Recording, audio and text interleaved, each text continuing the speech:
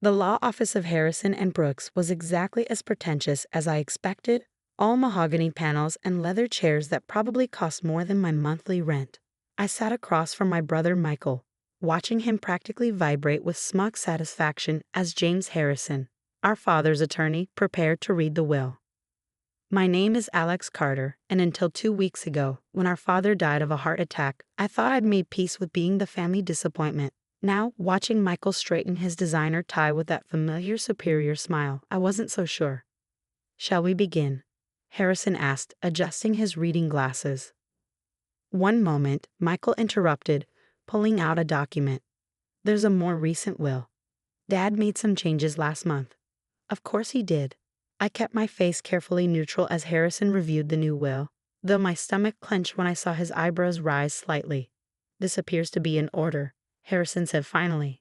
According to this updated document, the entire estate, including Carter Manufacturing and all associated assets, is to be inherited by Michael Carter. Alexander Carter is to receive a one-time payment of $10,000. Michael's smile widened. "Sorry, little brother. Dad finally saw you for what you are, a waste of the Carter name." I should have been angry, should have protested, demanded explanations. That's what Michael expected. He was practically bouncing in his seat waiting for my reaction, but all I felt was a strange sort of calm. "Is that all?" I asked quietly. Harrison nodded, looking uncomfortable. "The will is quite clear. Unless you wish to contest." "He won't," Michael cut in. "He knows better than to try." He was right about that, at least. I did know better, but not for the reasons he thought. 2 weeks earlier, I'd been clearing out Dad's home office when I found it, an old leather-bound journal hidden behind a loose panel in his desk. At first I thought it was Dad's, but the handwriting was unmistakably Michael's. The entries dated back 17 years, to when I was 15 and Michael was 18, to the night Carter Manufacturing's main factory burned down. I'd been away at a school competition that weekend. The fire was ruled an accident, faulty wiring, the investigators said. The insurance payout had saved the company during a crucial time, allowing Dad to rebuild bigger and better than before. But according to Michael's journal, it wasn't an accident at all. "You seem to be taking this well," Michael remarked as we left Harrison's office. "Finally accepting your place in the family." I looked at my brother, successful, respected, and completely unaware that I knew his secret. Something like that. "Good." He straightened his expensive suit jacket. "The $10,000 should help you with rent for a few months. Maybe use it to finally do something worthwhile with your life." I almost laughed at the irony. Michael had spent years cultivating his image as the perfect son, while painting me as the irresponsible one. But his journal told a different story. October 15, 2006. "Dad's going to lose everything. The bank's calling in the loans, and there's no way to pay. Unless, I know what needs to be done. The old winery in the East Wing would be the perfect excuse. The insurance payout would save everything. I just have to be careful. No one can ever know." October 17, 2006. It's done. Watching it burn was harder than I expected, but I did what had to be done to save the family legacy.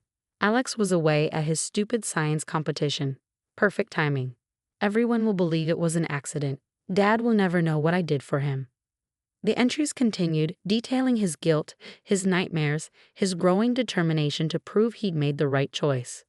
With each passing year, he'd gotten better at justifying it, at convincing himself he was the hero of the story. But he kept the journal, maybe out of guilt, maybe as a reminder of his sacrifice. Either way, it was the evidence I'd been waiting 17 years to find. "One more thing," Michael called as I headed for my car. "I'll need you to clear out your stuff from Dad's house by the end of the week. I'm having it renovated." "Of course," I said mildly. "I'll take care of it." He frowned slightly, obviously thrown by my continued calm. "What's wrong with you?" I expected more of a fight. I thought about the copies I'd made of his journal entries, about the meetings I'd had with fire investigators who specialized in cold cases, about the paper trail I'd uncovered once I knew where to look. "Nothing's wrong," I said. "Everything's exactly as it should be." Back at Dad's house, Michael's house now, I reminded myself, I continued my careful exploration of the office. The journal hadn't been the only thing Dad had hidden over the years. I found old insurance documents tucked behind filing cabinets, correspondence with investigators that had never made it into official reports. Most importantly, I found a USB drive containing security footage from the night of the fire, footage that everyone thought had been destroyed in the blaze. Dad had known. Maybe not right away, but over the years, he gathered evidence, pieced things together, but he never confronted Michael about it. Why? The answer came 3 days later when I discovered a letter hidden in a false bottom of Dad's desk drawer. It was addressed to me, dated just 2 months ago. Alex, if you're reading this, then either I'm dead or you've gotten better at finding my hiding places. Knowing you, probably both. I know about the fire. I've known for years. The security footage, the insurance investigations. I kept it all. Not to protect Michael, but because I needed to understand why. Why my son would do something so desperate, so dangerous. I thought I was doing the right thing, pushing him to take over the company, to be the responsible one while you pursued your own path. I see now that I put too much pressure on him, made him believe that preserving the family legacy was worth any cost. That's my failure as a father. To both of you. Michael will have changed my will by now. He's been pushing for it, and I'm too tired to fight anymore. But you were always the smarter one, Alex. You'll know what to do with everything I've left you, not in the will, but in this office. The truth is yours to use as you see fit. Just remember, he's still your brother. Love, Dad. I sat at his desk for a long time, reading and rereading the letter. All these years, I thought Dad favored Michael, believed in him more. But he'd been watching, gathering evidence, waiting for the right moment, or the right person, to reveal the truth. My phone buzzed. A text from Michael.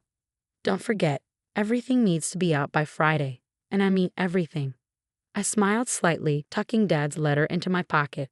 Michael had spent 17 years believing he'd gotten away with it, that his sacrifice had saved the family. He used that belief to justify everything, his control over Dad, his treatment of me, his position as the perfect son. But Dad had trusted me with the truth. Not because I was the favorite, but because he knew I would understand the responsibility that came with it. Now I had a choice to make. The evidence in my possession could destroy Michael completely, his reputation, his freedom, everything he'd built on the foundation of that long ago fire. But Dad's words echoed in my mind. He's still your brother. I opened my laptop and began to type. It was time to show Michael exactly what kind of person his worthless little brother had become. I waited 3 days before making my move. 3 days of watching Michael swan around Dad's house, making plans for renovations and acting like he owned everything, which legally he did. Still here? He asked when he found me in Dad's office. I thought I told you to clear out by Friday. Just finishing up, I said, not looking up from the laptop where I was supposedly organizing files. Found some interesting old documents. Nothing important, he said quickly.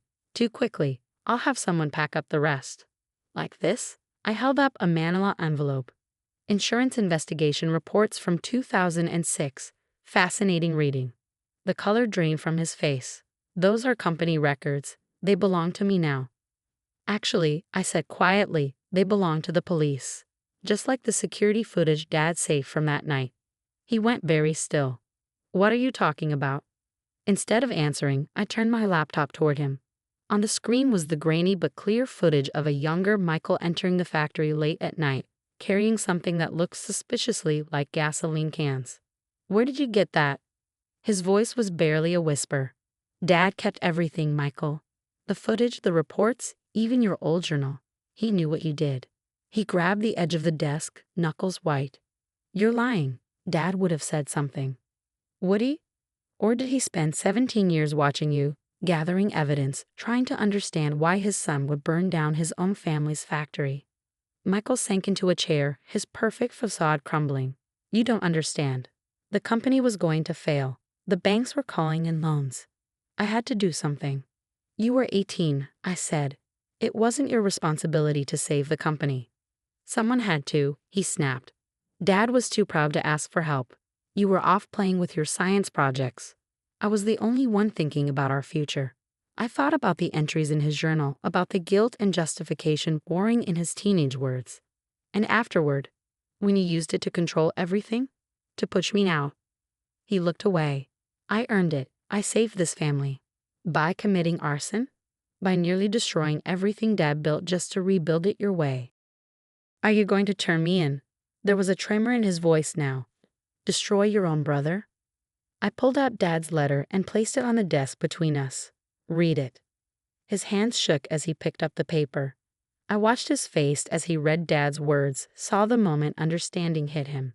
He knew, Michael whispered. All this time, he knew, and he left me to decide what to do about it. Michael looked up at me, really looked at me, maybe for the first time in years. What are you going to do? I took a deep breath. This was the moment I'd been preparing for. That depends on you. What do you want? Money? Your share of the company? I want the truth, I said firmly, and I want things made right. Over the next hour, I laid out my terms. The will would be contested, not to claim everything, but to ensure a fair division of Dad's personal assets. Carter Manufacturing would be restructured, with a board of directors that included both of us plus independent members. And the evidence? Michael asked when I finished. Stays with me, I said. As insurance. You've spent 17 years controlling this family through lies. That ends now. He was quiet for a long time, staring at Dad's letter. I never meant. It wasn't supposed to be like this. I know, I said softly. You were 18 and scared. But you're not 18 anymore, and I'm not the little brother you can push around. What about the police? The insurance company? The statute of limitations on arson is long past, I said, and the insurance investigation was closed years ago.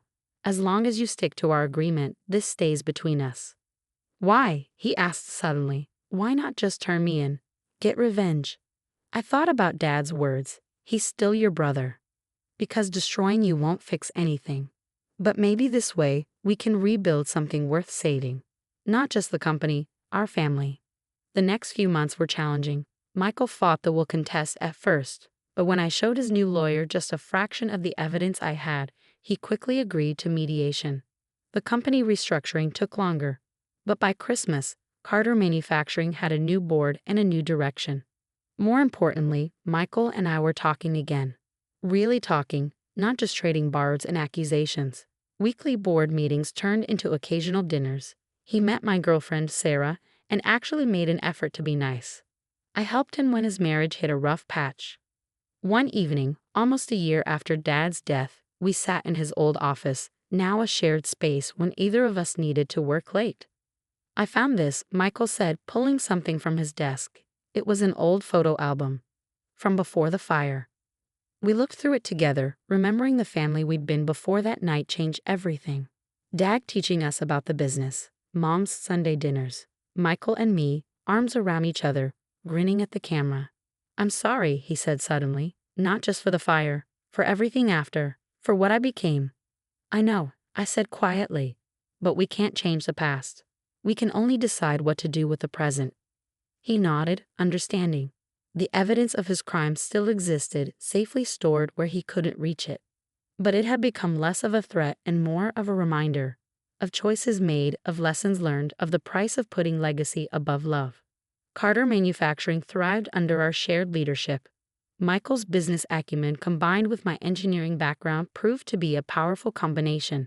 We expanded into new markets, developed innovative products, built something stronger than either of us could have managed alone. But more importantly, we rebuilt our relationship. Not perfectly, there were still moments of tension, old habits that died hard. But we were brothers again, not just business partners or rivals. Dad's letter sits in my desk now, a reminder of the choice he left me. He could have exposed Michael's crime himself, could have used the evidence to control him just as Michael had used his guilt to control others. Instead, he trusted me to find a better way. Sometimes justice isn't about punishment. Sometimes it's about giving people the chance to become better than their worst mistakes. Michael and I have dinner once a month now, just the two of us. We talk about the company, our families, our lives. Sometimes we talk about Dad, about the legacy he really left us, not the factory or the money, but the chance to be brothers again. The security footage, the journal, all the evidence, it's still there, carefully preserved. Not as a threat, but as a reminder that the hardest person to forgive is often yourself, and the strongest bonds are those rebuilt after breaking. Because in the end, that's what family really means, Not perfect people, but people who choose to be better. For each other. For themselves. For the future we're still building together.